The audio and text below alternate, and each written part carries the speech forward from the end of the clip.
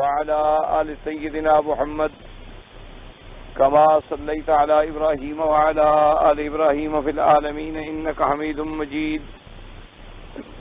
قال الله تبارك وتعالى في كلامه المجيد: أعوذ بالله من الشيطان الرجيم بسم الله الرحمن الرحيم. ألم نشرح لك صدرك ووضعنا عنك وزرك الذي أنقض ظهرك ورفعنا لك ذكرك فإن مع العسر يسرا إن مع العسر يسرا فإذا فرغت فانصب وإلى ربك فارغب. سورۃ الانشراح میں جیسے کہ الحمدللہ آپ نے پہلے پڑھا ہے اور سنا ہے کہ ان صورتوں میں اللہ تبارک و تعالی نے عظمت شان بیان فرمائی ہے اپنے پاک پیغمبر حضرت محمد مصطفیٰ صلی اللہ علیہ وعلی آلہ واصحابہ وسلم تسلیما کثیرا کثیرا. اس میں تین نعمتوں کا اللہ تبارک و تعالی نے ذکر فرمایا. پہلی نعمت تو یہ ذکر فرمائی کہ ہم نے آپ کا سینہ مبارک کھولا. سینہ کھول دینے کا معنی یہ ہے کہ اللہ تبارک و تعالی نے علوم کتاب و سنت کے لیے، علوم نبوت اور رسالت کے لیے اپنے پاک پیغمبر کے سینے مبارک کو کھول دیا کہ آپ کے لیے قرآن کا سمجھنا، قرآن کا یاد رکھنا، قرآن کا پڑھنا، قرآن کا پڑھانا اور اس کے باریک سے باریک تر مسائل کا پھر اپنی امت کو سمجھانا، پھر ان احکام پر خود عمل پیرا ہونا، یہ تمام چیزیں جو تھیں اللہ پاک نے اپنے پاک پیغمبر کے لیے آسان فرما دی. تو پہلی نعمت آئی شرح صدر، اور دوسری نعمت جو تھی وہ تھی وضع وزر، کہ اللہ تبارک و تعالی نے آپ پر جو بوجھ تھا اس بوجھ سے چاہے آپ مراد یہ لے لیں کہ حضور صلی اللہ علیہ وسلم سے بعض معاملات میں جو اجتہادی طور پر بھی آپ نے ایسا فیصلہ فرمایا کہ جس کے بعد اللہ نے اس فیصلے کے خلاف حکم فرما دیے،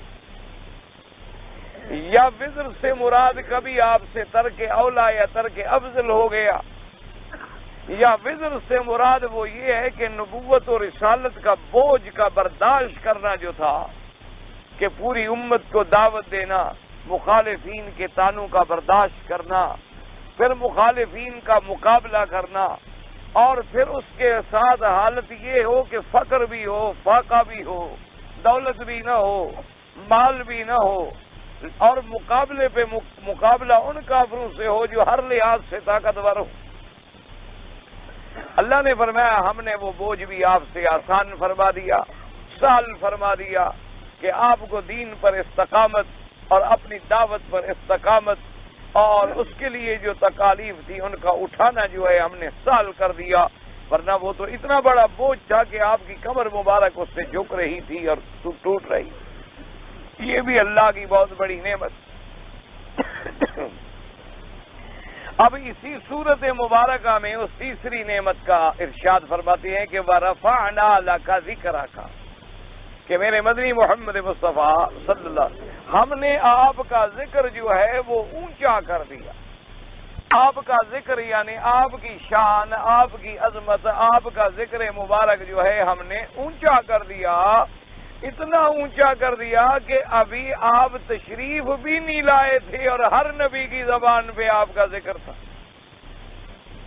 یعنی حضور صلی اللہ علیہ وسلم ابھی دنیا میں بھی تشریف نہیں لے آئے، ابھی آپ اپنے اسلاف آبا میں ہیں، لیکن ہر پیغمبر ذکر کر رہا ہے محمد الرسول اللہ صلی اللہ علیہ وعلی آلہ واصحابہ وسلم تسلیما کثیرا کثیرا. اسی طرح قرآن پاک نے فرمایا کہ اللہ نے تمام انبیاء سے عہد لیا، تمام انبیاء سے باقاعدہ میثاق لیا گیا. یعنی اب شان کی بلندی کا اندازہ فرمائیں کہ ایک اللہ نے ساری مخلوق سے ایک عہد لیا تھا کہ الست بربکم قالوا بلا اللہ پاک نے اپنے لیے عہد لیا کہ کیا میں تمہارا رب نہیں ہوں؟ نے کہا جی آپ رب ہیں، ہمارا اقرار ہے آپ کی ربوبیت۔ یہ تو مخلوقات عامہ سے اللہ پاک نے عالم ارواح میں عہد لیا، اور اللہ نے اپنے پاک نبی کے لیے صرف عامہ مخلوقات سے نہیں بلکہ جو سب سے برتر مخلوق ہے، سب سے افضل مخلوق ہے، سب سے اعلیٰ مخلوق ہے، انبیاء علیہم الصلوات والتسلیم، ان سے اللہ نے عہد لیا وَإِذْ أَخَذْنَا مِيثَاقَ النَّبِيِّينَ لَمَا آتَيْتُكُم مِّن كِتَابٍ وَحِكْمَةٍ ثُمَّ جَاءَكُمْ رَسُولٌ مُّصَدِّقٌ لِّمَا مَعَكُمْ لَتُؤْمِنُنَّ بِهِ وَلَتَنصُرُنَّهُ۔ اللہ نے تمام انبیاء سے عہد لیا، اور پھر اللہ تبارک و تعالیٰ نے یہ رفعت شان ہے کہ ہر پیغمبر کے ذمے یہ فریضہ لگا دیا کہ آنے والوں کو بتاتے جائیں کہ ہمارے بعد ایک نبی آئے گا جس کا نام محمد مصطفیٰ ہوگا صلی اللہ علیہ وعلا آلہ واصحابہ وسلم تسلیما کثیرا کثیرا۔ اسی طرح آپ دیکھیں کہ حضرت عیسیٰ علیہ السلام جو بنو اسرائیل کے آخری نبی ہیں، اس کے بعد پھر نبوت منتقل ہو گئی بنو اسرائیل سے، پھر ولد اسماعیل میں اللہ نے نبی بھیجا حضرت محمد مصطفیٰ صلی اللہ علیہ وعلا آلہ وصحبہ وسلم۔ تو سیدنا عیسیٰ علیہ الصلوۃ والتسلیم نے بھی باقاعدہ اعلان کیا کہ میرے بعد، فرمایا وَمُبَشِّرًا بِرَسُولٍ یَأْتِی مِن بَعْدِ اسْمُهُ احمد، کہ میرے بعد ایک رسول آئے گا، پیغمبر آئے گا، نبی آئے گا جس کا نام احمد مجتبی ہو صلی اللہ علیہ وسلم۔ تو آپ کے ذکر کا اندازہ فرمائے کہ ذکر کتنا اونچا ہو رہا ہے کہ ابھی حضور دنیا میں تشریف ہی نہیں لے آئے۔ اسی لیے آپ دیکھیں کہ جو مدینہ منورہ میں یہود آباد تھے، بنو قریظہ، بنو نذیر، بنو قینقاع، یہودیوں کے بڑے بڑے قبائل مدینہ منورہ میں آباد تھے۔ یہ تو وہ بدبخت کہتے ہیں نا کہ جی مدینہ پاک میں تو ہمارا حق ہے اور ہم مدینہ میں رہتے تھے۔ اصل میں آپ تاریخ اٹھا کے دیکھیں، تاریخ عالم انسانیت کا مطالعہ کریں تو یہ لوگ شام سے اور مختلف علاقوں سے صرف اس لیے مدینہ منورہ میں آئے تھے کہ اپنی کتابوں میں پڑھ لیا تھا کہ ایک نبی پیدا ہوگا جس کا نام محمد مصطفیٰ ہوگا، احمد مجتبی ہوگا صلی اللہ علیہ وسلم، اور جب وہ پیغمبر آئیں گے تو ہم ان پر ایمان لے آئیں گے۔ یہ تو حضور کی انتظار کے لیے آئے تھے، حضور صلی اللہ علیہ وسلم کی انتظار میں آگے بیٹھے ہوئے۔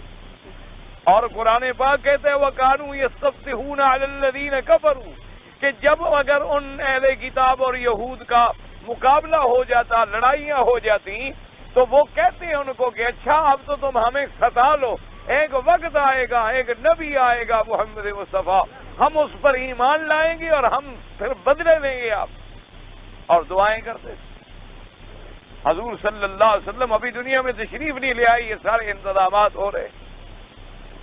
آپ کی ذکر مبارک کا شان کا یہ عالم ہے کہ تورات میں ذکر ہے، انجیل میں ذکر ہے، صحف میں ذکر ہے، کتب منزلہ میں ذکر ہے، نبیوں کی زبان پہ ذکر ہے، ملائکہ کی زبان پہ ذکر ہے، دنیا کے بادشاہوں کے ہاں ذکر ہے۔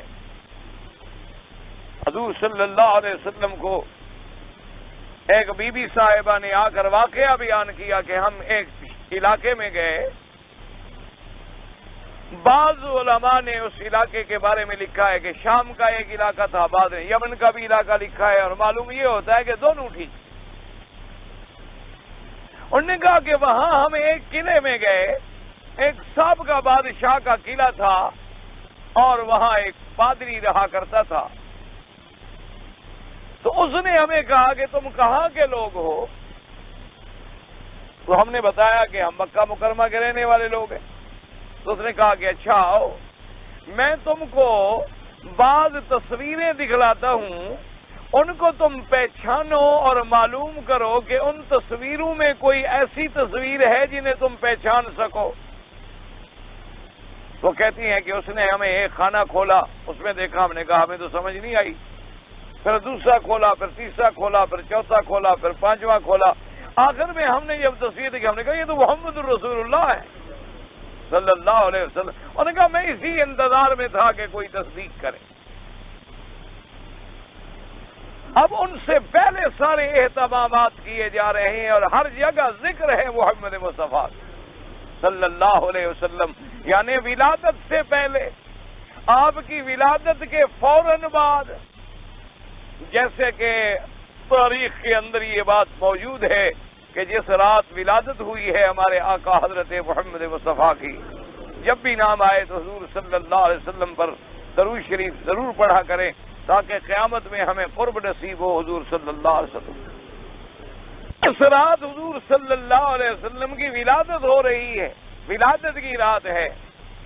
اسی رات صبح میں، ربیع الاول کا مہینہ ہے، اور صبح میں ایک بہت بڑا کاہن، ایک بہت بڑا یہودیوں کا کاہن جو غاروں میں رہتا تھا، آیا دوڑا اور پوچھ رہا ہے کہ آج رات کوئی بچہ پیدا ہوا؟ تو انہوں نے کہا کہ ہاں، عبداللہ کے گھر میں ایک لڑکا پیدا ہوا ہے، عبد المطلب کا گھرانہ ہے، اور ان کے بیٹے کے گھر میں بچہ پیدا ہوا ہے۔ اس نے کہا مجھے لے جاؤ، لے آئے، عبد المطلب کے پاس آیا، عبد المطلب سے کہا کہ مجھے آپ دکھائیں۔ جب حضور صلی اللہ علیہ وسلم کو اپنے ہاتھوں پہ اٹھا کے عبد المطلب لے آئے، اس کے حضور کے چہرے پر نظر پڑی اور وہ غش کھا کے گر گیا، بے ہوش ہو۔ جب ہوش آیا، عبد المطلب نے پوچھا بھی کیا بات ہے؟ اس نے کہا ولد نبی هذه الامہ، کہ آج اس امت کا نبی پیدا ہو چکا ہے۔ لیکن کہنے لگا کہ اے کاش ہماری بدقسمتی ہے کہ انتقلت النبوۃ من ولد اسرائیل الی ولد اسماعیل، کہ ہماری بدقسمتی ہے کہ اب نبوت بنو اسرائیل میں نہیں رہی بلکہ ولد اسماعیل میں چلی۔ حضور صلی اللہ علیہ وعلا آلہ واصحابہ وسلم تسلیما کثیرا کثیرا۔ اسی طرح ابھی حضور صلی اللہ علیہ وسلم کا ابتداء عنفوان شباب کا زمانہ ہے۔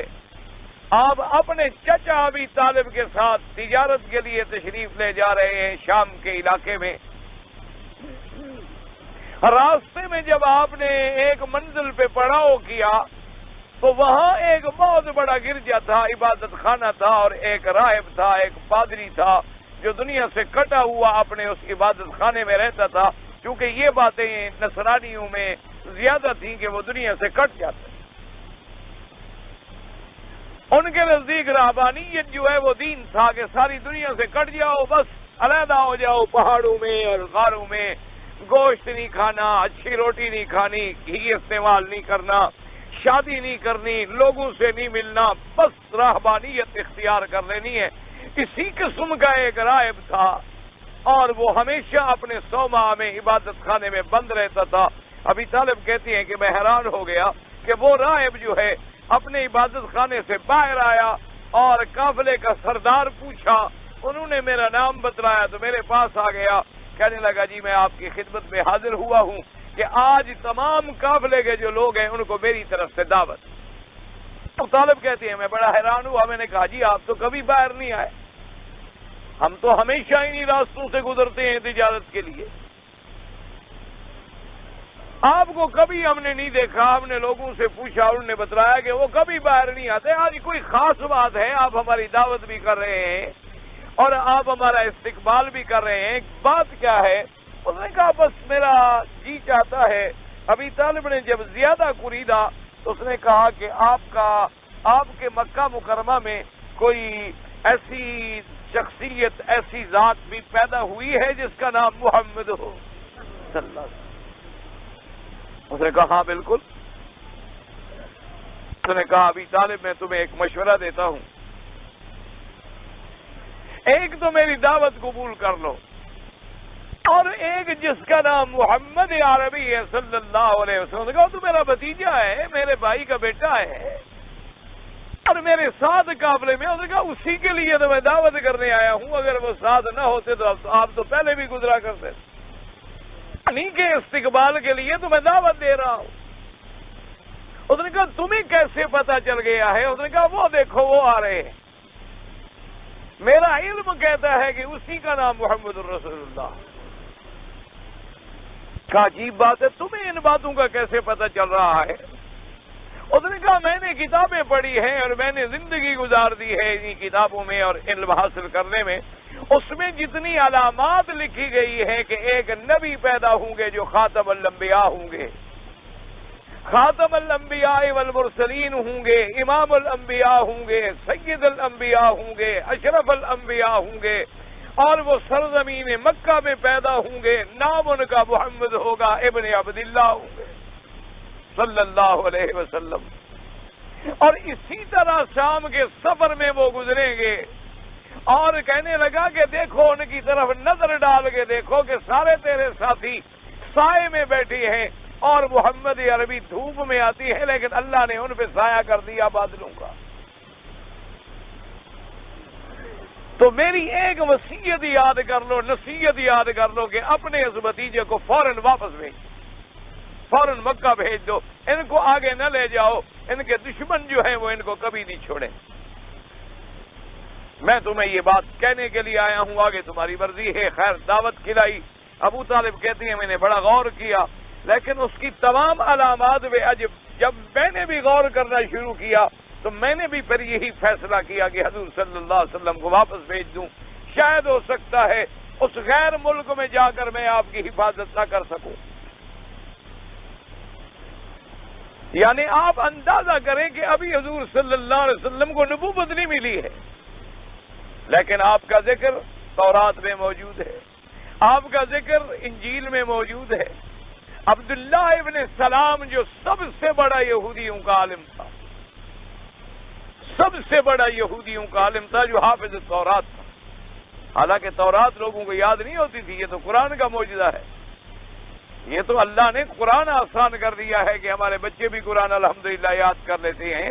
تورات صرف انبیاء کو یاد ہوتی تھی یا کسی خاص لوگوں کو یاد ہوتی تھی۔ انجیل ہے، تورات ہے، زبور ہے، صحائف ابراہیم ہیں، صحائف موسیٰ علیہ السلام ہیں، اور کتب ہیں، وہ کتابیں یاد نہیں ہوتی تھی۔ یہ صرف قرآن پاک ہے کہ 7 سال کا بچہ بھی کھڑے ہو کے الف سے لے کر والناس تک سنا دیتا۔ اس کی وجہ ہے تمام اللہ نے جتنی کتابیں بھیجی ہیں وہ برحق ان پر ہمارا ایمان، لیکن وہ کتاب اللہ تو تھی، کلام اللہ نہیں تھی۔ ایک بات ہمیشہ یاد رکھنا، تورات اللہ کی کتاب ہے لیکن کتاب اللہ ہے۔ کتاب کہتے ہیں اللہ نے لکھی ہوئی کتاب بھیج دی۔ آپ جب کسی کو خط لکھیں گے تو یہ آپ کا خط کہلائے گا، کتاب کہلائے گا، اس کو آپ کا کلام نہیں کہیں گے۔ کلام وہ ہوتا ہے ما یتکلم بہ المتکلم، کہ متکلم کلام کرے جس سے۔ یہ شرف صرف قرآن کو ملا ہے کہ اللہ کا کلام بھی ہے اور کتاب بھی ہے، اسی لیے ساری کتابیں مٹ گئیں، ختم ہو گئی، لیکن اللہ کا قرآن قیامت تک محفوظ رہے گا، کیونکہ جیسے اللہ کی ذات باقی ہے اس کا کلام بھی باقی۔ اللہ کی ذات کو فنا آ سکتی ہے، نہ اللہ کا کلام مٹ سکتا ہے دنیا۔ اسی لیے سابقہ کتابوں کی حفاظت کا انتظام نہیں کیا گیا۔ اپنے اپنے وقت میں کتابیں آئیں، زمانہ گزرا، کتابیں ختم ہو گئی۔ اب بھی دنیا میں تورات پائی جاتی ہے لیکن محرف ہے، مغیر ہے، مبدل ہے۔ اب بھی دنیا میں اناجیل موجود ہیں لیکن سارے کے سارے مغیر، محرف، مبدل ہیں۔ یعنی وہ جو انجیل کے ماننے والے ہیں وہ بھی لڑ رہے ہیں، کوئی کہتا ہے انجیل لوکا ٹھیک ہے، کوئی کہتا ہے انجیل یوحنا ٹھیک ہے، کوئی کہتا ہے انجیل مکوکس ٹھیک ہے، آپس میں سربا گریبا ہے، حالانکہ ساری غلط ہے۔ صرف یہ اگر شرف ملا ہے تو اللہ کے کلام کو ملا ہے جو قیامت تک محفوظ ہے۔ تو عبداللہ ابن سلام جو ہیں وہ ان لوگوں میں تھے ماشاءاللہ جن کو حافظ تورات سمجھا جاتا تھا۔ یہودیوں کا بہت بڑا عالم، تورات کا بہت بڑا عالم، اللہ نے مہربانی کی اسلام لے آئے۔ ان کے اسلام لا آنے کے بعد ایک دن سیدنا امیر المؤمنین حضرت عمر بن الخطاب جب نام آئے صحابہ کا تو سب کہتے ہیں رضی اللہ عنہ، جب پیغمبر کا نام آئے تو کہیں علیہ السلام، اور جب کسی اللہ کے ولی کا نام آئے تو کہیں رحمت اللہ علیہ۔ طریقہ سیکھیں، ادب وہی ہوتا ہے جو ہمیں سمجھا دیا ہے حضرت محمد الرسول اللہ صلی اللہ علیہ وسلم۔ وہ ادب نہیں ہوتا جو ہم اپنے عقل سے بناتے ہیں۔ شان بھی وہی ہوتا ہے جو اللہ نے قرآن میں بیان کر دیا ہے، میرے مدنی نے حدیث پاک میں بیان کر دیا ہے، صحابہ نے بیان کر دیا ہے۔ اسی شان کے حدود و قیود کے اندر رہو گے تو ایمان محفوظ رہے گا۔ اگر انہی حدود و قیود سے باہر نکلو گے تو نتیجہ یہ رہے گا کہ ایمان ختم ہو جائے۔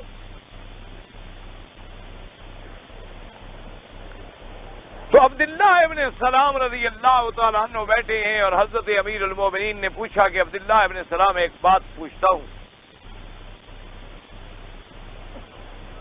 انہوں نے فرمایا کہ جی پوچھیں کیا بات ہے؟ انہوں نے کہا ایک بات بتائیں کہ اسلام لانے سے قبل، اب تو تم اسلام لے آئے، الحمدللہ کلمہ پڑھ لیا، ہمارے بھائی بن گئے، صحابی بن گئے، اسلام لانے سے قبل یعنی زمانہ کفر میں، زمانہ یہودیت میں، کیا تم یہ بات جانتے تھے کہ یہ سچا نبی حضرت محمد مصطفیٰ صلی اللہ علیہ وسلم؟ اب آگے جواب سنیں عبداللہ ابن سلام کا، جو سونے کے پانی سے بھی لکھا جائے تو پھر بھی اس کلمے کا حق ادا نہیں ہوگا۔ حضرت عبداللہ ابن سلام مسکرائے اور کہنے لگے امیر المومنین کیا بات کرتے ہو؟ ہمیں ہماری اولاد میں تو شبہ ہے اور شبہ ہو سکتا ہے، لیکن محمد مدنی کی نبوت میں کوئی شبہ نہیں تھا۔ اپنی اولاد میں شبہ ہو سکتا ہے لیکن حضور کی نبوت اور رسالت میں کوئی شبہ نہیں تھا۔ اس نے کہا، حضرت فرمایا کیسے؟ انہوں نے کہا ہماری اولاد میں شبہ اس لیے ہو سکتا ہے کہ زیادہ سے زیادہ ہماری عورت کی گواہی ہے نا کہ جی میں نے گناہ نہیں کیا، پتہ نہیں کیا ہو۔ ایک عورت کی گواہی ہے نا، وہ غلط بھی ہو سکتی ہے، اللہ معاف فرمائے اس نے گناہ کیا ہو، ہمیں نہ بدلایا ہو، ہمارے آگے راز نہ کھلا ہو، تو اولاد میں تو شبہ ہو سکتا ہے لیکن محمد مدنی کی ذات میں شبہ نہیں ہو سکتا، اس لیے کہ جس کی شہادت تورات دے رہی ہو، جس کی شہادت انجیل دے رہی ہو، جس کی شہادت اللہ کی آسمانی کتابیں دے رہی ہوں، اور اس ذات پاک میں شبہ ہونے کا سوال ہی پیدا نہیں ہو سکتا۔ اس نے کہا ہم تو حضور کو پہلے جانتے تھے، آپ کی نبوت اور صداقت اور رسالت کو ہم پہلے جانتے تھے، بس جب تک اللہ نے نہیں لکھا تھا اس وقت تک اسلام نصیب نہیں ہوا۔ اس لیے قرآن نے بتلا دیا کہ یعرفونہ کما یعرفون ابناءہم، کہ میرے مدنی پاک کو تو ایسے پہچانتے تھے جیسے کوئی اپنی اولاد کے پہچاننے میں غلطی نہیں کرتا، جانتے تھے کہ میرا پاک پیغمبر سچا ہے۔ یعنی آپ کی شان کا اندازہ لگائیں، ابھی حضور صلی اللہ علیہ وسلم پر ایمان نہیں لے آئے لیکن پتہ ہے۔ اسی طرح حدیث مبارک میں آتا ہے کہ حضرت سیدنا سلمان فارسی رضی اللہ تعالیٰ جب بھی نام آئے کسی صحابی کا تو فوراً کہا کریں رضی اللہ تعالیٰ عنہ۔ سلمان فارسی رضی اللہ تعالیٰ عنہ بڑے عظیم الشان صحابی ہیں، اور یہ ان لوگوں میں ہیں جن کو یہ شرف ملا ہے کہ میرے آقا نے فرمایا کہ سلمان منا من اہل البیت، کہ سلمان تم تو میرے گھر کے ایک فرد ہو۔ حضور نے ان کو اپنے گھرانے کا ایک فرد بنا لیا، اپنے گھرانے میں حضور صلی اللہ علیہ وسلم نے انہیں شامل فرما لیا۔ وہ فرماتی ہیں کہ پرانے زمانے میں، ابھی بہت پہلے کی بات کہتے ہیں، اپنے جوانی کی، اپنے بچپن کی، کہ مجھے شوق تھا دین سیکھنے کا، دین سیکھنے کا مجھے شوق تھا، اور اس زمانے میں جو کوئی میں سنتا تھا کہ کوئی عالم ہے، کوئی مولوی ہے، کوئی پادری ہے، کوئی پڑھا لکھا ہے، تو ان کے پاس چلا جاتا کہ مجھے دین سکھلا ہے، اور ان کی خدمت میں رہتا، دین سیکھتا رہتا۔ کہتے ہیں ایک راہب کے پاس میں تھا، کافی عرصہ میں نے گزارا، وہ بوڑھا آدمی تھا، اس کی موت کا وقت آیا تو میں نے اس سے کہا کہ بھئی تمہاری موت قریب ہے، اب تمہارے بعد میں دین سیکھنے کے لیے کہاں جاؤں؟ تو اس نے کہا کہ اب اس زمین میں فلاں ایک راہب ہے جو صحیح معنوں میں دین پہ قائم ہے، تو میرے بعد اس کے پاس چلے جا۔ فرماتے ہیں میں اس کے پاس آ گیا۔ اب حضرات بیٹھ جائیں تو اچھی بات ہے، کھڑے کھڑے آپ کو بھی تکلیف ہوگی اور ہوا بھی بند ہو جاتی ہے، گرمی ہوتی ہے نا، آپ آدمی جو اندر بیٹھے ہیں بیچارے ان کو ہوا نہیں لگتی، آپ بھی بیٹھ جائیں، آرام سے بیٹھ جائیں، جہاں تک آواز پہنچ جائے۔ الحمدللہ نہ پہنچے تو دعا کریں کہ اللہ چاہے تو چھوٹی چیز کو بلند کر دے. اللہ تبارک و تعالیٰ پہنچانا چاہیں تو کوئی مشکل ہوتی ہے بات. تو حضرت سلمان فرماتی ہیں کہ میں اس راہب کے پاس چلا گیا. اتفاق کی بات ہے جب اس کی موت کا وقت ہے میں نے کہا اب میں کہاں جاؤں؟ اس نے کہا فلاں علاقے میں ایک راہب ہے اس کے پاس جاؤں. فرماتے ہیں میں اس کے پاس چلا گیا. شوق تھا دین کا، تڑپ تھی دین سیکھنے کی. فرماتے ہیں کہ جب وہ اس کے بھی مرنے کا وقت آیا تو میں نے کہا کہ ابھی بتلاؤ اب تمہارے بعد میں کہاں جاؤں؟ اس نے کہا کہ سلمان اگر سچی بات پوچھو تو اب دنیا میں حق والے لوگ نہیں رہ گئے. دکانداریاں بڑی بڑی ہوتی ہیں لیکن حق والے بہت تھوڑے ہوتے ہیں. اور یہ ہمیشہ کا قاعدہ چلا آ رہا ہے، ہر زمانے میں یہ ہوتا ہے کہ دکاندار اور شہرت کرنے والے یہ بڑے ملیں گے آپ کو، لیکن حق والے جو صحیح معنوں میں اللہ کے دین پہ قائم ہوں وہ بہت تھوڑے ہوتے. میں نے کہا حضرت آخر دین کا، انہوں نے کہا اب ایک بات یاد رکھ لو اور اس وصیت کو کبھی ظاہر بھی نہ کرنا، دل میں رکھ لینا، اگر تمہیں موقع مل سکے تو تم یہاں سے کسی نہ کسی شکل میں حجاز چلے جاؤ اور وہاں مدینہ منورہ ایک شہر ہے جس کو یثرب کہتے ہیں، اس علاقے میں جا کے انتظار کرو، ایک آخری نبی پیدا ہوگا، اس کے غلام بن جاؤ. اندازہ کریں ابھی جناب کہاں حضرت سلمان ہیں، کس ملک میں ہیں، شام میں ہیں، غاروں میں ہیں، پہاڑوں میں ہیں، اور کہنے والا وہ آدمی ہے جو کبھی حجاز نہیں آیا، جو کبھی کسی کو نہیں ملا. اس نے کہا وہاں ایک آدمی آئے گا. اس نے کہا میں پہچانوں گا کیسے؟ اس نے کہا کہ اس شہر کو یثرب کہتے ہیں، اس کا نام پھر مدینہ ہوگا اور اس میں کھجوروں کے باغ زیادہ ہوں گے، اور وہ جو نبی پیدا ہوگا اس کا نام محمد الرسول اللہ ہوگا، اور پیدا وہ مکے میں ہوگا، ہجرت مدینہ منورہ میں کرے گا، اور اس کی امت جو ہوگی کلمہ پڑھنے والی وہ وضو کریں گے، وہ نمازیں پڑھیں گے. اور اس نبی پاک کی نشانیوں میں ایک نشانی یہ ہے کہ وہ صدقے اور زکوٰۃ کا مال قبول نہیں کرے گا، ہدیہ قبول کرے گا.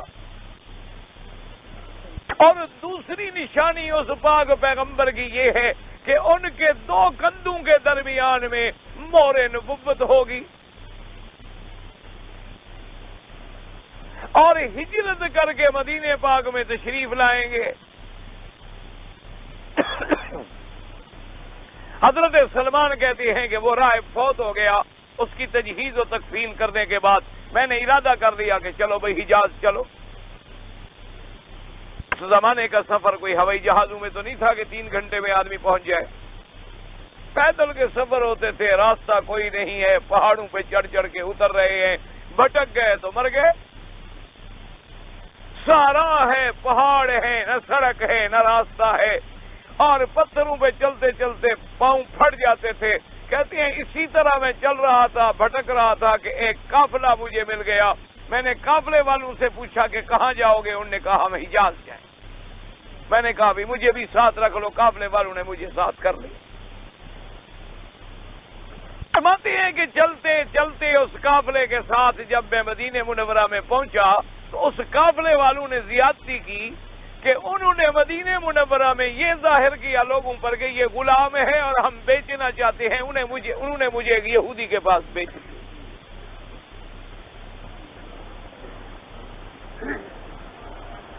غلام بنا دی. اب میرے پاس کون سے گواہ ہیں کہ میں کہوں میں غلام نہیں ہوں؟ کون میرے ساتھ دینے والا ہے؟ کون شہادت دینے والا ہے؟ جو مجھے ساتھ لائے ہیں وہی تو بیچ رہے ہیں. جب بھائی بیچنے پہ آ جائیں تو کون چھڑا ہے؟ یوسف علیہ السلام کو جو بھائیوں نے بیچ دیا تو پھر کیا ہوا؟ یوسف علیہ السلام کی تردید کسی نے مان لی؟ جب اپنے بھائی بیچنے لگ جائیں میں غلام بن گیا. یہودی کے باغ میں کام کرتا رہا، غلام بنا رہا، خبریں آتی رہیں، خبریں سنتا رہا، یہ خبر مجھے پہنچ گئی کہ وہ نبی جس کا نام محمد مصطفیٰ ہے وہ مکے میں پیدا ہو چکے ہیں، نبوت مل چکی ہے۔ اب میں انتظار میں۔ کہتی ہیں کہ آخر وہ گھڑی بھی آ گئی جب حضور صلی اللہ علیہ وسلم ہجرت فرما کے مدینہ منورہ تشریف لیا۔ مدینہ منورہ جو ہے اس کا پرانا زمانہ جاہلیت کا نام جو ہے یثرب تھا، تو حضور کے آنے کے بعد پھر اس کا نام مدینہ بنا، اور پھر اللہ نے اسے منورہ بنا دی، روشن کر دی۔ کہتے ہیں کہ حضور صلی اللہ علیہ وسلم جس دن مدینہ منورہ میں تشریف لے آئے تو میں بھی اسی انتظار میں اور شوق میں انتظار میں ہوں کہ کب وہ پیغمبر آئیں گے۔ آخر حضور تشریف لائے، اور جس کو مدینہ اول جسے آپ قباء کہتے ہیں، جو لوگ مدینہ منورہ میں گئے ہوں گے انہیں مسجد قباء میں ضرور حاضری دی ہوگی، کیونکہ اس مسجد میں میرے آقا صلی اللہ علیہ وسلم نے نمازیں پڑھی، اور بہت بڑی فضیلت ہے اس مسجد میں حاضر ہونے کی۔ حتیٰ کہ روایات میں یہ بھی آتا ہے کہ کوئی آدمی اگر مدینہ منورہ سے باوضو ہو کر اسی نیت سے مسجد قباء میں جائے اور جا کے 2 رکعت پڑھے تو اللہ اس کو ایک عمرے کا ثواب عطا فرماتا۔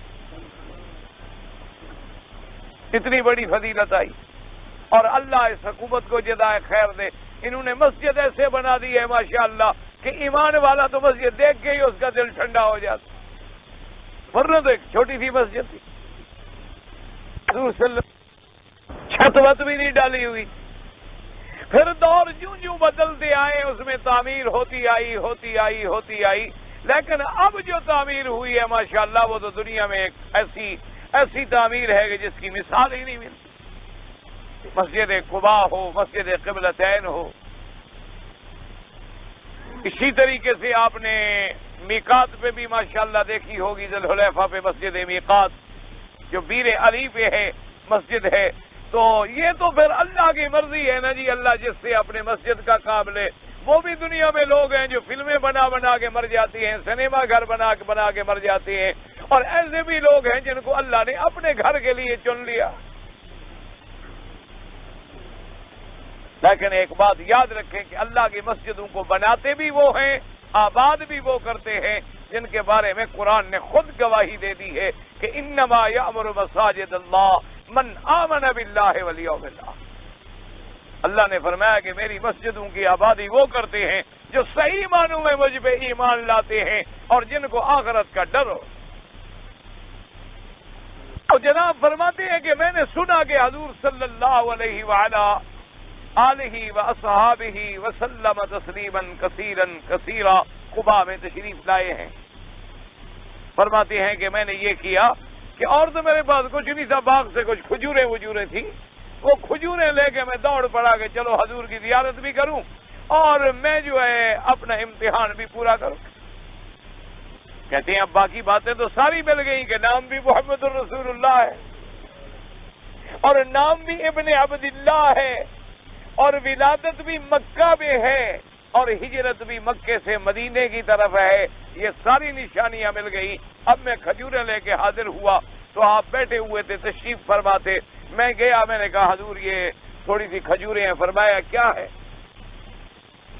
میں نے کہا حضور یہ صدقہ ہے، خیرات صدقات۔ حضور صلی اللہ علیہ وسلم نے لیا اور فرمایا غریب صحابہ کو کہ تم لے لو، میں تو صدقے کا مال استعمال نہیں کرتا۔ آج بھی ایمان سے کہو مولوی یا پیر پوچھتا ہے یہ کیا ہے؟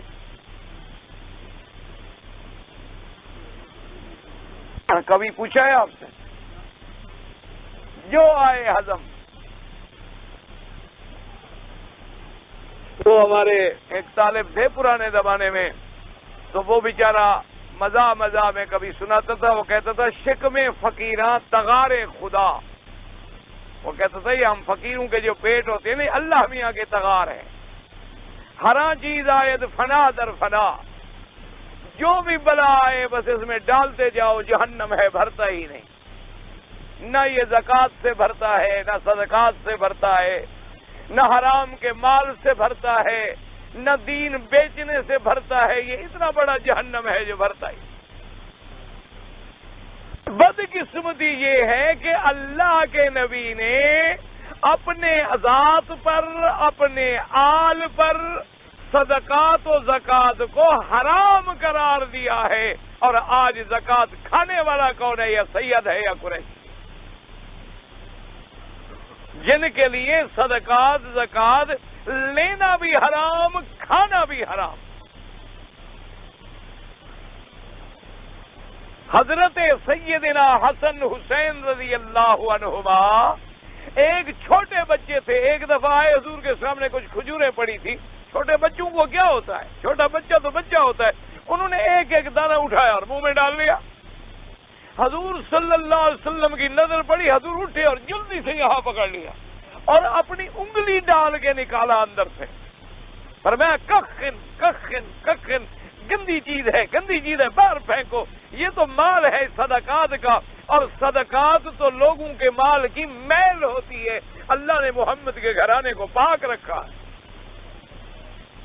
اور آج پیر پلتا زکات پہ ہے، پلتا 11ویں پہ ہے، پلتا عرس پہ ہے، پلتا انہی مال پہ ہے، نعوذ باللہ، جو اللہ کے نبی نے اس پر حرام کیا۔ کرو اللہ ہمیں ہدایت۔ اور جب تک یہ پیر اور مولوی ٹھیک نہیں ہوگا، قوم کبھی ٹھیک نہیں ہو سکتی، سوال پیدا نہیں ہوتا۔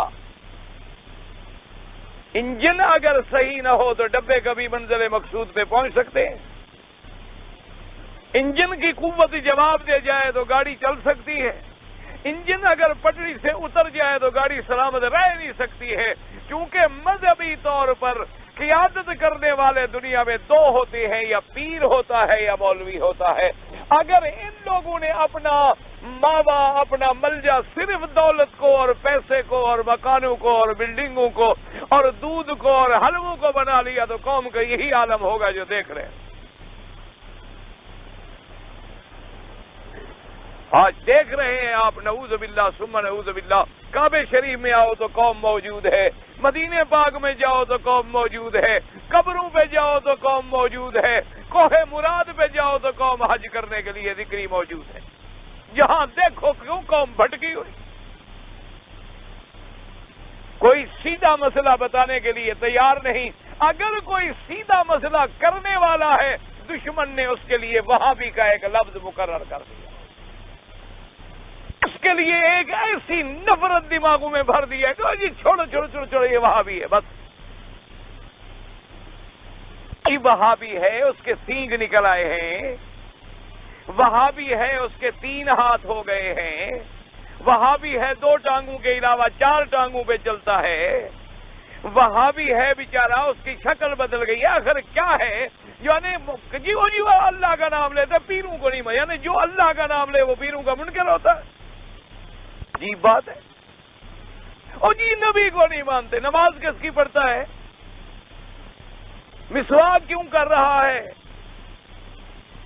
ایک ایک مسئلے سنت پہ لڑ رہا ہے، لیکن کہتے ہیں جی نبی پاک کو نہیں مانتے۔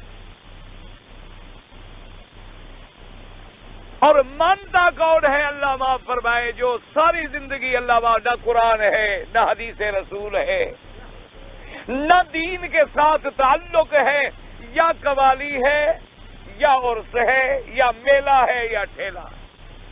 انا للہ و انا الیہ راجعون، وہ پکا عاشق ہے حضور پاک۔ نہ آپ اللہ کے کعبے میں ہیں، قیامت میں خدا کو آپ جواب دیں گے، اللہ کی دربار میں ایک دن پیش ہونا ہے۔ آپ مجھے بتائیں، ایمان سے کہیں، قوالی ابو بکر صدیق نے سنی ہے؟ حضرت عمر نے، حضرت عثمان نے، حضرت علی نے، اہل بیت رسول نے، حضور صلی اللہ علیہ وسلم کی اولاد نے، حسن و حسین نے، اگر انہوں نے سنی ہے تو کون تھا قوال؟ کسی قوال کا نام تو بتائیں آپ۔ نہیں، ٹھنڈے دل، اس میں جھگڑے کی بات نہیں، چھوڑیں آپ بریلوی دیوبندی کے جھگڑے، ایک طرف رہنے دیں آپ ان کو۔ اللہ نے آپ کو آج اپنے کعبے میں کھڑا کیا ہے، اور خدا کا دربار ہوگا، اللہ کے سامنے ہم سب نے پیش ہونا۔ کیا حضور پاک کے دربار میں، مکے میں، مدینے میں، مینا میں، عرفات میں، مزدلفہ میں، بدر میں، خیبر میں، خندق میں، قبا میں، کسی جگہ پر کبھی حضور کے سامنے قوالی کی گئی ہو، حضور کے سامنے باجے بجائے گئے ہوں، حضور صلی اللہ علیہ وسلم کے سامنے ایسی باتیں کی گئی ہوں، اگر یہ بات سچی ہے تو جو کرنے والے ہیں وہ عاشق ہیں، اور اگر حضور کے زمانے میں عاشقوں کا کام یہ تھا یا زبان پہ قرآن تھا یا قال قال رسول اللہ، قال قال رسول اللہ صلی اللہ علیہ وسلم، صحابہ بیٹھے ہیں یا قرآن پڑھ رہے ہیں یا حدیث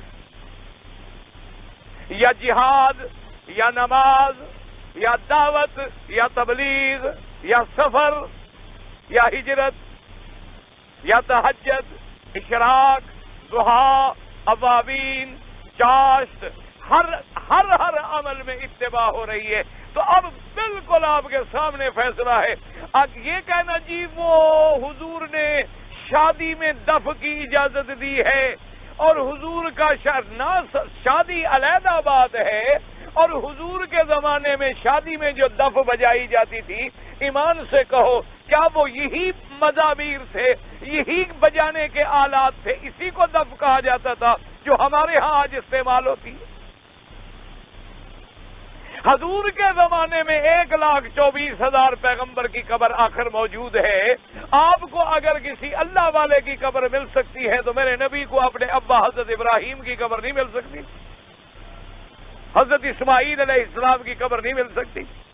یا ساری دنیا کی عورتیں اگر ہم اکٹھی کریں کیا سیدہ خدیجہ کے ایک قدم کے برابر ہے؟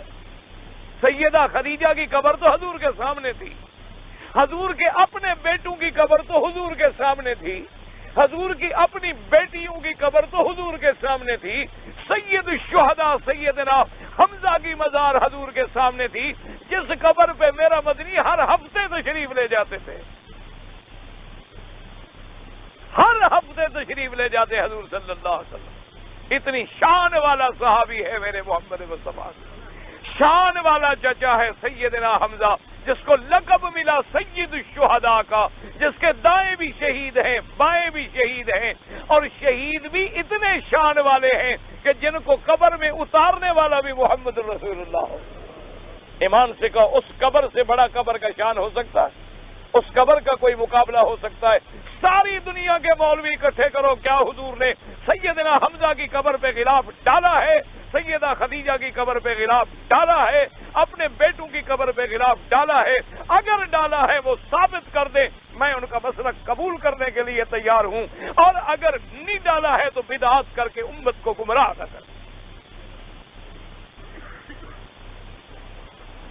ٹھیک ہے ہمارے پیر، اللہ ان کی قبروں پہ کروڑوں رحمتیں فرمائے، اللہ کے جتنے اولیاء ہیں اللہ ان کی قبروں پہ کروڑوں رحمتیں فرمائے، اللہ ان کی قبروں کو باغ جنت بنائے، اللہ ان کی قبروں کو نور سے بھر دے، ہمارا ایمان ہے۔ لیکن اگر سیدنا حمزہ کی قبر پہ غلاف ڈالنا بدعت ہے تو کسی بڑے سے بڑے پیر کی قبر پہ غلاف ڈالنا بدعت ہے۔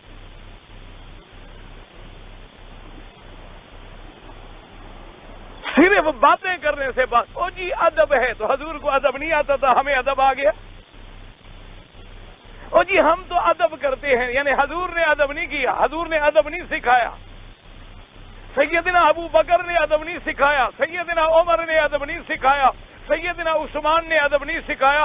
وہاں تو یہ عالم تھا کہ حضور پاک اتنے جوش میں بیٹھے تھے جب سیدنا حمزہ شہید ہوئے، حضور نے فرمایا کہ لولا صفیہ، خدا کی قسم ہے اگر مجھے بی بی صفیہ کا خیال نہ ہوتا میں اپنے چچے کی لاش کو جنگل میں چھوڑ دیتا، جنگل کے درندے کھا جاتے تاکہ قیامت والے دن میں کہتا میرا اللہ تیری توحید کے لیے دیکھو میرے چاچے کے ٹکڑے کتنے کتنے تقسیم ہوئے۔ اس سید الشہداء کی قبر پہ حضور نے غلاف نہیں ڈالا، وہاں تو کفن نہیں ملا۔ چلو کوئی کہہ سکتا ہے جی غریبی کا عالم تھا، پھر ابو بکر کے زمانے میں تو غربت نہیں رہی، حضرت عمر کے زمانے میں تو غربت نہیں رہی کہ جب سراقہ کو کسرا بادشاہ کے سونے کے کنگن پہنائے جا رہے ہیں، پھر غربت کا کیا معنی؟ پھر تو غربت ختم ہو گئی۔ چلو غریب آدمی کوئی چھوٹا سا کپڑا ڈال دے، امیر ریشمی ڈالے، غریب سادہ ڈال دے۔ یہی بات جب ہم سمجھاتے ہیں، کہتے ہیں دیکھو جی یہ قبروں کے بھی منکر ہیں، ولیوں کے بھی منکر ہیں، روضے پاک کے بھی منکر ہیں، نبیوں کے بھی منکر ہیں، اس انکار اور اقرار کا فیصلہ اب دنیا میں تو نہیں ہو سکتا ہے، اس کا فیصلہ اس دن ہوگا جب اللہ کی دربار ہوگی اور شفاعت کے لیے میرے مدنی محمد مصطفیٰ کھڑے صلی اللہ علیہ وسلم۔ تو اب دیکھیں حضور پاک نے سب سے پہلے پوچھا، فرمایا یہ کیا ہے؟ حضرت سلمان نے عرض کیا حضور یہ صدقہ ہے، خیرات ہے۔ فرمایا صحابہ کو دے دیے، چلے گئے۔ حضرت سلمان کہتے ہیں میں نے کہا الحمدللہ یہ نشانی بھی سچی ہو گئی۔ کہتے ہیں کچھ دن گزارنے کے بعد میں نے پھر کھجوریں لی، پھر تھوڑی سی کھجوریں لی، پھر حاضر ہو گیا۔ حضور نے فرمایا کیا بات ہے؟ میں نے کہا حضور یہ کھجوریں ہیں۔ فرمایا کیا ہے؟ میں نے کہا حضور یہ ہدیہ ہے، ہدیہ پیش کر رہا ہوں آپ کی طرف۔ فرمایا ہدیہ ہے تو لے آؤ میں خود کھاؤں۔ حضور صلی اللہ علیہ وسلم نے تناول فرما لیا۔ تو کہتے ہیں میں نے کہا الحمدللہ یہ نشانی بھی سچی ہو گئی۔ اب ایک بات رہ گئی کہ وہ میں کندھوں کے درمیان میں اس مور کا نشان کیسے دیکھوں؟ اب یہ جرت تو نہیں کر سکتے جی آپ کپڑا اتاریں، یہ تو جرت کوئی نہیں کر سکتا تھا۔ کہتے ہیں میں انتظار میں رہ گیا۔ ایک دن اتفاق کی بات ہے کہ جنت البقیع میں حضور صلی اللہ علیہ وسلم تشریف فرما تھے، کچھ صحابی فوت ہو گئے، اس کی قبر پہ آپ تشریف فرما تھے، اور آپ نے چادر اوڑھی ہوئی تھی اور ہوا بڑے زور سے چل رہی تھی۔ میں نے کہا میرا اللہ اگر آج راضی ہو جائے، اللہ مہربانی فرمائے کسی حضور کا یہ ہاتھ چھوٹ جائے اور ہوا میں چادر نیچے ہو جائے تو شاید میں دیکھ سکوں آپ کا بدن مبارک۔ فرماتے ہیں اسی طرح میں سوچتا رہا کہ بھی ہوا کا رخ کیا ہے، اگر ہوا یوں چلے تو کپڑا کیسے ہٹے گا۔ سوچتے سوچتے میں ایسی جگہ قریب آنے لگا کہ میں ایسی جگہ کھڑا رہوں کہ ہوا کے چلنے کے فوراً بعد مجھے حضور پاک کے کندھے مبارک کے درمیان میں جو علامت ہے کسی طرح نظر آ جائے۔ فرماتے ہیں جب میں قریب آیا تو حضور نے مجھے بلا لی، حضور نے بلا لیا اور اپنا کپڑا خود نیچے کر دیا اور فرمایا سلمان ابھی تو تم نشانیاں ہی ڈھونڈتے رہو گے؟ تو میں نے کہا ابسط یدک یا رسول اللہ، حضور ہاتھ لمبے کریں مجھے کلمہ پڑھا رہا، میری نشانیاں پوری ہو گئی۔ حضور صلی اللہ علیہ وسلم نے مسکرائے، آپ نے کلمہ پڑھا دیا۔ تو اللہ نے فرمایا میرا مدنی ہم نے تو آپ کا نام اتنا اونچا کر دیا کہ ابھی آپ تشریف نہیں لے آئے اور آپ کے نام کے چرچے۔ وَرَفَعْنَا لَكَ ذِكْرَكَ، اور فرمایا میں نے آپ کا نام اتنی اونچا کر دیا ہے کہ جہاں میرا نام ہوگا وہاں تیرا نام ہوگا، جہاں میرا ذکر ہوگا وہاں تیرا ذکر ہوگا، اذان میں میرا نام ہوگا تو ساتھ تیرا نام ہوگا، تکبیر میں میرا نام ہوگا تو ساتھ تیرا نام ہوگا، اور نماز میں میری عبادت ہوگی تو تشہد کے بعد درود میں تیرا نام ہوگا، اور مسجد میں کوئی داخل ہوگا جہاں مجھ سے دعا کرے گا وہاں پہلے پڑھے گا بسم اللہ والصلاۃ والسلام علی رسول اللہ، اللہم اغفر لی ذنوبی وافتح لی ابواب رحمتک۔ اور فرمایا اسی طرح تشہد میں، اور اگر قبر میں بھی سوال ہوگا جہاں میرا سوال ہوگا وہاں تیرا سوال ہوگا، اور اسی طرح میدان حشر میں فرمایا تیرا نام ہم نے اتنا اونچا کر دیا ہے یہ ہو نہیں سکتا کہ میرا ذکر آئے اور میرے مدنی محمد کا ذکر نہ آئے۔ فرمایا ورفعنا لک ذکرک، کہ میرا مدنی محمد مصطفیٰ صلی اللہ علیہ وسلم کے مشرق میں، مغرب میں، شمال میں، جنوب میں، مساجد میں، محراب میں، منبر میں، زندگی میں، موت میں، قبر میں، حشر میں کوئی جگہ ایسی نہیں جہاں میرے مدنی کا ذکر نہ ہو۔ کوئی جگہ آپ بتائیں، اذان ہوتی ہے، آپ دیکھیں جب اذان دیں گے جہاں کہیں گے اشہد ان لا الہ الا اللہ، وہاں آگے کیا کہ اشہد ان محمد رسول اللہ۔ بھائی جب نام آئے تو درود شریف پڑھا کریں، انگوٹھے نہیں چومے جاتے، انگوٹھے اپنے چوم رہے ہو، احسان محمد مصطفیٰ پہ کر رہے ہو، یہ بدعت ہے اور گناہ ہوتا ہے، اور بدعت کی وجہ سے اللہ تبارک و تعالیٰ معاف فرمائے کل بدعت ضلالہ، حضور نے فرمایا ہر بدعت گمراہی ہے، وکل ضلالۃ فی النار، اور ہر گمراہی کا ٹھکانہ جہنم ہے۔ سنت ہے کہ جب نام آئے درود پڑھیں، جب نام آئے لاکھ پڑھیں، چلتے پھرتے اٹھتے بیٹھتے جتنی درود پڑھ سکتے ہو پڑھو، اور جتنی درود زیادہ ہوگا اتنی قیامت میں قرب نصیب ہو، اتنی قیامت میں حضور صلی اللہ علیہ وسلم کا تعلق نصیب ہوگا۔ تو فرمایا میرا مدنی ہم نے بوجھ بھی اتار دیا، آپ کا سینہ بھی کھول دیا، اور کافر تو جلتے ہیں آپ کے نام سے، لیکن ہم نے آپ کے ذکر کو اتنا اونچا کر دیا ہے کہ وَرَفَعْنَا لَكَ ذِكْرَكَ، ہم نے آپ کے لیے آپ کا ذکر جو ہے وہ اونچا کر دیا۔ اور کتنی اونچا، آپ دیکھو جی، کوئی نماز، کوئی عبادت، کوئی تشہد، کوئی مقام، کسی مقام پہ آپ غور کریں وہ جگہ ہی نہیں ملے گی کہ جہاں اللہ کی عبادت ہو، اللہ کا ذکر ہو اور میرے مدنی کا نام نہ ہے۔ اللہ سے دعا مانگو، پہلے درود شریف پڑھو، دعا کو ختم کرو، درود شریف پڑھو، مسجد میں داخل ہوں پہلے درود شریف پڑھو، مسجد سے نکلیں پھر درود شریف، اذان دیں پھر نام لیں، تشہد کہیں پھر نام لیں، اقامت کہیں پھر نام لیں۔ اور کتنی بڑی بات کی ہے حضرت حسان ابن ثابت رضی اللہ تعالیٰ عنہ، جو شاعر ہیں میرے پاک محمد مصطفیٰ کے، ان نے بڑی عجیب بات کی ہے۔ ان نے کہا کہ میرا مدنی، اللہ نے تو تیرا نام اتنا اونچا کر دیا ہے کہ اپنے نام میں سے تیرے نام کو علیحدہ کر دیا ہے۔ جب ہم نام لیتے ہیں اس کا نام محمد ہے، وہ محمود ہے، اسی نام سے بھی اللہ تبارک و تعالی نے آپ کو اشتقاق عطا فرمایا۔ اس لیے اللہ تبارک و تعالی نے یہ 3 نعمتیں جو ہیں اس صورت میں ذکر فرمائی ہے۔ باقی زندگی باقی تو بات باقی انشاءاللہ۔ میں نے 2 عمرے کیے ہیں، ایک رمضان شریف میں اور ایک شوال میں۔ تو میں نے پہلے بھی عرض کر دیا ہے کہ ایک موٹی بات یاد رکھ لیں کہ جن لوگوں نے عید کے بعد عمرہ کیا ہے ان کا حج تمتع ہے، ان کو ایک بکری تمتع کی مینا میں دینی ہوگی۔ اگر غریب ہے، پیسے نہیں ہیں، 3 روزے رکھ لے، 7 روزے جا کر گھر رکھ، بس بات ختم ہو گئی۔ جی اچھا ماشاء اللہ، بڑا پڑھا لکھا آدمی ہے بھیا سے کہا السلام علیکم من اتبع الہدی، ہم کافر ہیں؟ یہ کافروں کو لکھا جاتا ہے السلام علیکم من اتبع الہدی، حضور نے کافروں کو لکھا تھا، مسلمان کو لکھا جاتا ہے السلام علیکم ورحمۃ اللہ۔ پہلے خط لکھنا بھی سیکھو کہ مینا میں جو قربانی کا گوشت کا انتظام بالکل انتظام ہے الحمدللہ، کہ گوشت جو ہے باقاعدہ مستحقین کو پہنچایا جاتا ہے۔ وَلَوْ أَنَّهُمْ إِذْ ظَلَمُوا أَنفُسَهُمْ، یہ حضور کی زندگی میں حکم تھا۔ اگر ہم حالت احرام میں ہیں، حالت احرام میں جوتے کے بارے میں، چپل پہنے تو بات ہی ختم ہو گئی۔ بہرحال یہ جو ہمارے علاقے میں پنجاب کی جوتی ہوتی ہے وہ پہن لیں، یا یہ مکیشن وغیرہ جو آج کل جسے گرگابیاں کہتے ہیں یہ بھی جائز ہے، یعنی جس سے گٹے ظاہر ہوں۔ صرف امام ابو حنیفہ رحمۃ اللہ علیہ فرماتے ہیں یہ اوپر والی ہڈی بھی ظاہر ہو، تو یہ جوتے ہمارے ملک والے جو ہیں سب جائز ہیں، کوئی چپل پہننا ضروری نہیں ہے۔ مکے میں رہتا ہوں، عمرے کے لیے آیا ہوں، جو لوگ رمضان میں آ گئے ان کا حج جو ہے وہ حج افراد ہوگا۔ وہ آدمی مکے میں رہ کر گناہ کی نیت کرے لیکن گناہ نہ کرے، گناہ نہیں لکھا جاتا۔ یہ تو اللہ کا کرم ہے نا کہ نیکی کا ارادہ بھی کرو تو نیکی لکھی جاتی ہے، لیکن گناہ کے ارادے سے نہیں لکھا جاتا۔ وہ جو قرآن میں آتا ہے مکے کے بارے میں وَمَن يُرِدْ فِيهِ بِإِلْحَادٍ، تو وہ شرک اور وہ بڑے گناہ کے بارے میں، بِظُلْمٍ نُذِقْهُ مِنْ عَذَابٍ أَلِيمٍ۔ ڈاکٹر کہتے ہیں کہ لوگوں کے منہ میں جراثیم ہوتے ہیں، جھوٹا پانی نہیں پینا چاہیے، تو جہاں کے یہ ڈاکٹر پڑے ہوئے ہیں وہاں لوگ کبھی نہیں مرے۔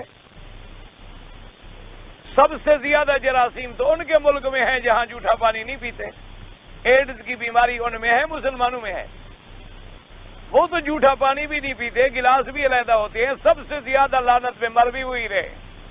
جب میرے مدنی پاک نے فرمایا کہ سور المؤمن شفاء، مومن کا بچا ہوا پانی پینا جو ہے شفا ہے، وہ تو اسی دشمنی میں یہ باتیں کہہ رہے ہیں، ورنہ جراثیم لگنے ہیں تو ہاتھ سے بھی لگ سکتے ہیں، جراثیم لگنے ہیں تو ہوا سے بھی لگ سکتے ہیں، جراثیم لگنے ہیں تو سانس لینے سے بھی لگ سکتے ہیں، صرف پانی والی مخالفت کیوں تکلیف ہو گئی ہے ان کو؟ اس لیے کہ وہ سنت رسول ہے۔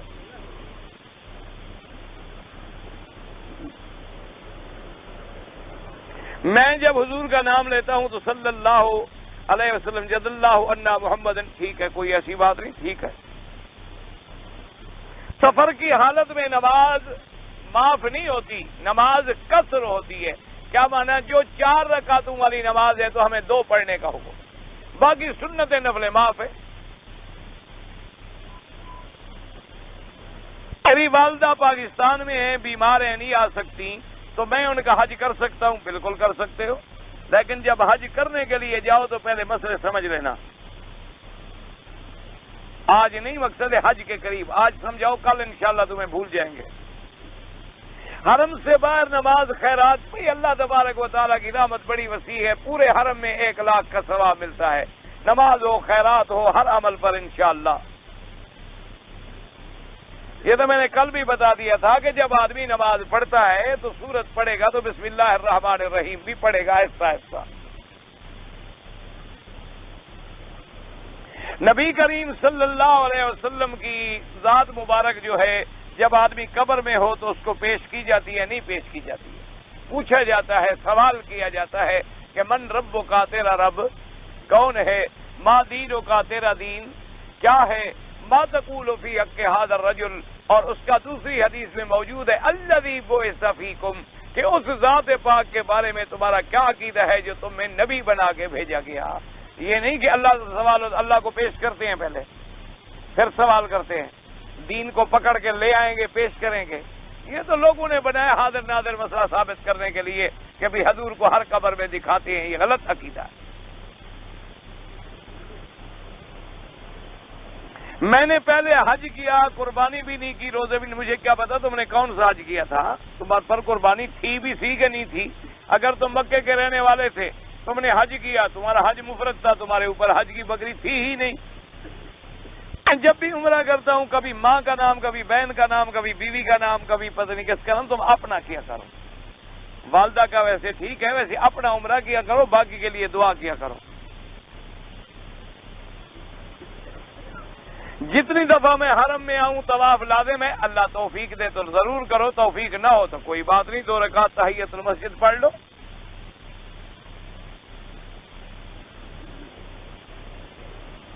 میں نے تب عمرے کا احرام باندھا، طواف کیا، اس کے بعد صفا مروہ بھول گیا، تو باقی کرنے تم کیا آئے تھے؟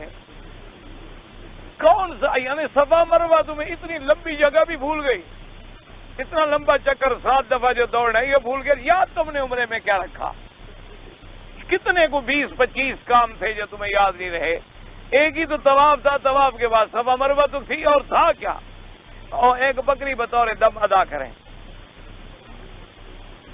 تبلیغ والے لوگ جو ہیں وہ کہتے ہیں کہ 49 کروڑ کا ثواب ملتا ہے۔ میری عرض یہ ہے کہ اللہ اگر آپ کو دین کی توفیق نہ دے تو کسی دین والے پہ اعتراض نہ کیا کرو۔ ایک بات یاد رکھو، نیکیوں کے دینے میں یا ثواب کے بڑھانے میں کوئی اب پابندی نہیں ہے۔ واللہ یضاعف، اللہ چاہے تو 10 دے، چاہے تو 700 گنا دے، چاہے تو 1 لاکھ گنا دے، چاہے تو 1 لاکھ نہیں، جتنا چاہے بڑھا دے۔ واللہ یضاعف لمن یشاء۔ تو جب آدمی دین کی تعلیم کے لیے نکلتا ہے، دین کی تبلیغ کے لیے نکلتا ہے، انبیاء کی دعوت کو پھیلاتا ہے، تو اللہ تبارک و تعالیٰ قادر ہے اتنا ثواب دے دیں، کو پابندی ہے؟ آپ اللہ کی رحمت کو روکنے والے ہیں؟ اگر آپ کو دین کی توفیق نہیں ہے تو بلا وجہ ایسی دیندار جماعت پر جنہوں نے پوری دنیا میں دین پھیلایا ہے اعتراض بھی نہ کیا کریں۔ یہاں کے بہت بڑے مفتی جو ہیں ان نے لکھا، ان سے پوچھا گیا اس جماعت کے بارے میں، ان نے فرمایا جو بدزنی کرے مجھے خطرہ ہے کہ اس کا خاتمہ خراب نہ ہو جائے۔ تو بہرحال اہل حق لوگوں پر کبھی برا خیال نہ کیا کریں۔ ایک ہم دین کا کام نہیں کرتے، جو بیچارے کر رہے ہیں، گھر چھوڑے ہوئے ہیں، چلو ان میں کسی مسئلے میں تمہارا اختلاف ہے، محبت سے حل کرو، محبت سے حل کرو، پیار سے حل کرو۔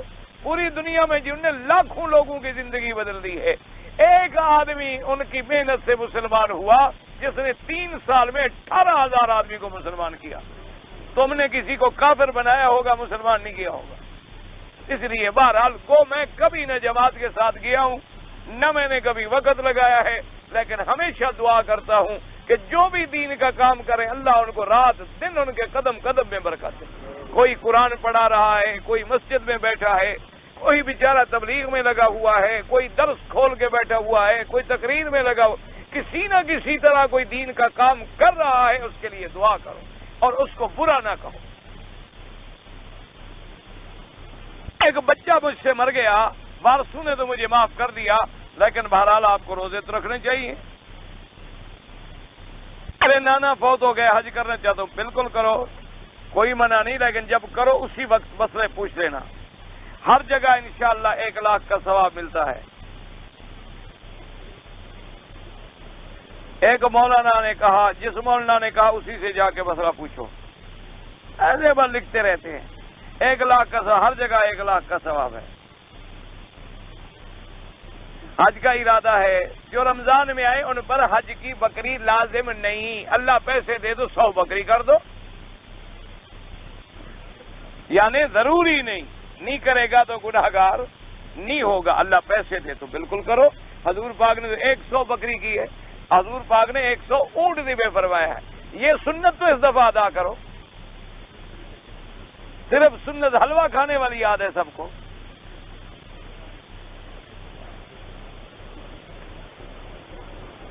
شعبان میں عمرے کے لیے، حج کے لیے جو بتا، ایک مسئلہ بار بار نہ پوچھا جائے، ایک آدمی کراچی سے آیا، احرام نہیں باندھا، جدے سے احرام، ایک بکری ادا کرے دم۔ حضور صلی اللہ علیہ وسلم کی قبر مبارک پر جو غلاف ڈالا ہے وہ صحابہ نے نہیں ڈالا، بعد میں ڈالا گیا بادشاہوں کے زمانوں میں۔ جب ڈالا گیا تو اب ادب کا تقاضا یہ ہے کہ اس کو نہ ہٹایا جائے۔ مسئلہ تب نکلے گا جب حضور نے ڈالا ہو، مسئلہ تب نکلے گا جب خلفائے راشدین نے ڈالا ہو۔ اگر آج ایک آدمی کر دے، چونکہ اللہ کے نبی کی ذات کے ساتھ ایک چیز ہے، اس کے احترام کا تعلق، احترام کا تقاضا جو ہے وہ یہی ہے کہ پھر اس کو نہ چھیڑا جائے، ورنہ شریعت کا معنی یہ ہوتا ہے جو کام میرا مدنی فرما دے، میرا مدنی پاک کر دے، یا میرے مدنی پاک کے سامنے کوئی کرے اور آپ منع نہ کریں، وہ استدلال بنے گا۔ جو بعد میں آ کر کوئی بادشاہ عمل کرے تو وہ استدلال نہیں بنتا، نہ اس سے مسئلہ ثابت ہوتا۔ ایک آدمی شیعہ ہے، اللہ اس کو ایمان نصیب کرے۔ اللہم صلی علی سیدنا محمد وعلی آل سیدنا محمد مبارک وسلم۔ یا اللہ یا رحمان یا رحیم یا حی یا قیوم یا ذی الجلال والاکرام، یا الہ العالمین، عالم اسلام پہ اپنی رحمت نازل فرما۔ یا الہ العالمین، تمام مسلمانوں کو عقیدہ توحید نصیب فرما، حضور پاک صلی اللہ علیہ وسلم کی محبت اور سنت کی اتباع نصیب فرما، صحابہ اہل بیت اولیاء کرام کی محبت نصیب فرما۔ یا الہ العالمین، تمام تیرے دروازے پہ آنے والے جو ہیں جب واپس جائیں ان کو توحید کا سپاہی بنا، حضور پاک کی سنت کا فدائی بنا۔ یا اللہ سب کو عزت کے ساتھ حج نصیب فرما۔ یا اللہ بیماروں کو شفا عطا فرما، بے حیاؤں کو حیا عطا فرما، بے دینوں کو دین عطا فرما، بے اولادوں کو اولاد عطا فرما، قرض داروں کے قرض عطا فرما، جن کی اولاد ہے ان کی اولادوں کو صالح بنا۔ یا الہ العالمین، مجاہدین افغانستان کو اتفاق و اتحاد نصیب فرما۔ یا اللہ ان کی قدم قدم پہ نصرت فرما۔ یا اللہ ان کو ہر قسم کے فتنوں اور سازشوں سے محفوظ فرما۔ یا اللہ کابل پہ کلمہ محمد مصطفیٰ کا پرچم لہرا۔ یا اللہ کشمیر پہ اسلام کا پرچم بلند فرما۔ یا الہ العالمین، کفر اسلام کے مٹانے کے در پہ ہے، یا اللہ آپ کفر کے مٹانے کا فیصلہ جاری فرما اور اسلام کو بلند فرمانے کا فیصلہ جاری فرما۔ یا اللہ تمام مساجد کو آباد فرما، تمام مدارس کو آباد فرما۔ یا اللہ تمام دین کے کام کرنے والوں کی مدد فرما، ان کی نصرت فرما، حرمین الشریفین کو قیامت تک ہر فتنے سے محفوظ فرما۔